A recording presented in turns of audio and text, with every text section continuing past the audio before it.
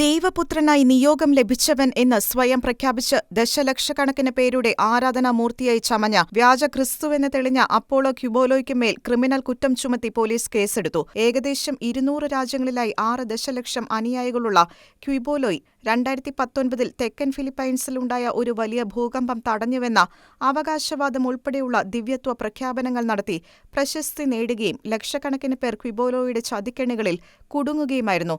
ദാവോയിൽ KOJC പ്രസ്ഥാനത്തിന് അടിസ്ഥാനമിട്ട Quiboloy the garden of Eden restored എന്ന പേരിൽ പറുദീസയുടെ പകർപ്പ് എന്ന ഭാവേന ഒരു ഉദ്യാന കെട്ടിട സമുച്ചയം നിർമ്മിക്കുകയുമുണ്ടായി. പ്രായപൂർത്തിയാകാത്ത പെൺകുട്ടികളെ ലൈംഗികമായി ചൂഷണം ചെയ്യുക, സെക്സ് ട്രാഫിക്കിംഗ്, ബലപ്രയോഗം, വഞ്ചന എന്നിവ ഉൾപ്പെടെയുള്ള ആരോപണങ്ങളിലാണ് ക്യുബോലോ ഇപ്പോൾ പ്രതിയായിരിക്കുന്നത്. പലരും എന്റെ നാമത്തിൽ വന്ന് ഞാൻ ക്രിസ്തുവാണ് എന്ന് പറയുകയും അനേകരെ വഴിതെറ്റിക്കുകയും ചെയ്യുമെന്ന തിരുവചനത്തിന്റെ നേർക്കാഴ്ചയായി മാറിയിരിക്കുകയാണ് ഇപ്പോൾ പുറത്തുവരുന്ന ഫിലിപ്പൈൻസിലെ വ്യാജ ക്രിസ്തുവിന്റെ വാർത്തകൾ.